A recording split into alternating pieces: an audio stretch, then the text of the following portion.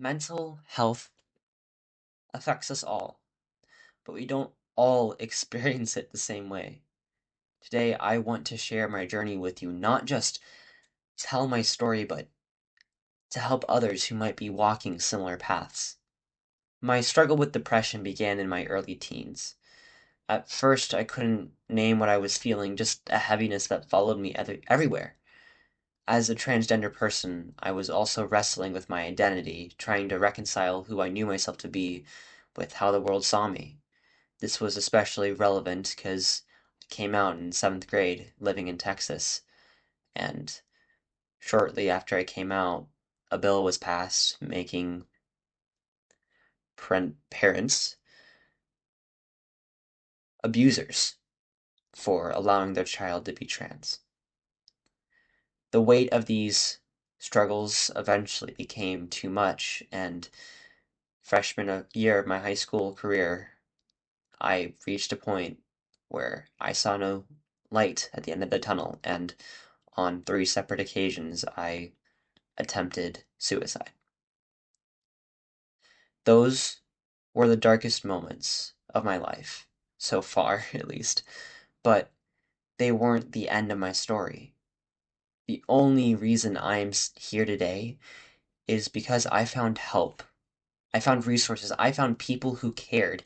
And most importantly, I learned that my struggles didn't define me. They were just a part of a much larger journey.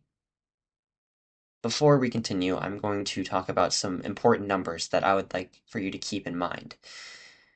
According to the CDC's 2023 Youth Risk Behavior Survey, 42% of high school students between the grades of 9th and 12th in the US reported experiencing persistent feelings of sadness or hopelessness. And nearly 1 in 5 of those teens, around 18.8%, seriously considered attempting suicide. Also, those like me, LGBTQIA plus youth, are more than 4 times more likely to attempt suicide than their peers who are heterosexual. And only about half of these adolescents have received treatment. These aren't statistics. They represent real young people who are fighting battles every day. While mental health challenges can affect anyone, research shows that certain factors increase vulnerability, like major life transitions or trauma, LGBTQ youth in unsupportive environments, families with a long history of mental health conditions, and those who are being bullied, discriminated against, or isolated, and even things out of your control like chronic health conditions and sadly drug use and experiencing academic pressure or financial stress can increase all of these.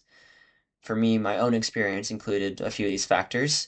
Being transgender with a loving family, but living in a state that didn't support me, and facing financial struggles and external pressures pushed me to my edge. If I could go back and talk to my seventh grade self, I'd want them to recognize that I was sad or irritable for more than 2 weeks at a time, and I was pushing people away I cared about. I wasn't sleeping all that much. I was oversleeping. I wasn't eating. I was saying I was worthless. For me, withdrawal was the first sign. I stopped participating in activities I once loved. I was convinced that no one would miss me anyway. I even broke up with my long-term partner of about a year. This isolation only deepened my depression, and it's important to mention that my own brain was working against me. One of the most harmful myths that I've learned about mental health is that seeking help is a sign of weakness. The truth is exactly the opposite. Reaching out requires tremendous courage. When I finally spoke to my therapist about my depression and suicidal thoughts, it wasn't easy, and it took a lot of courage. There was many steps towards reclaiming my life. And if you're listening to this and you happen to be struggling right now, I want you to pay extra close attention to this next section. You deserve support. You deserve to feel better. And despite what depression might be telling you, you are not alone. And I would like to also mention a few resources that have made a difference for me and other people. The Trevor Project. The Trevor Project offers crisis intervention and suicide prevention services specifically for LGBTQ youth. Their counselors are specially trained to address the unique challenges faced by transgender youth dealing with depression and suicidal thoughts. And what makes them a reliable place to go to is that the counselors receive extensive training in crisis intervention with sympathetic emphasis on LGBTQ issues and struggles. Their services are confidential, free, and available 24/7. They are also the largest suicide prevention organization for LGBTQ youth in the world, helping hundreds of thousands annually.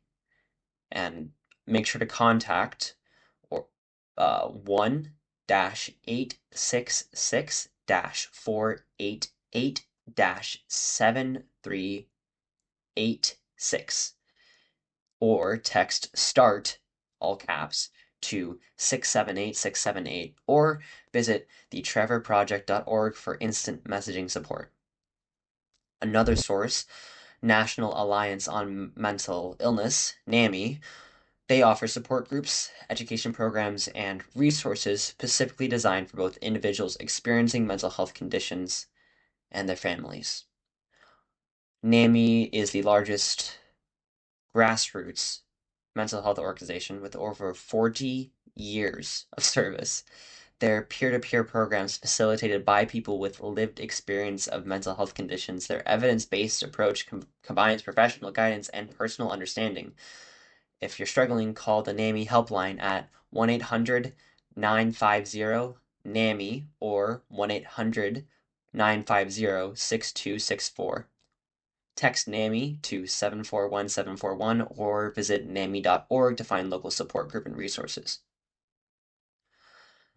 Recovery isn't a straight line. There were days when getting out of bed felt impossible. There were setbacks and difficult conversations, but with proper support through therapy and medication and finding a community that affirmed my gender identity, I began to see possibilities again. Today, I manage depression as a part of my life, but it no longer defines me.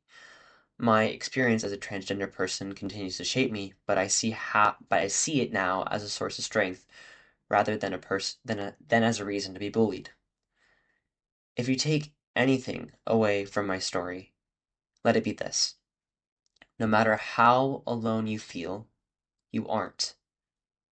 No matter how permanent your pain seems, it isn't, and no matter how impossible change appears, it's not.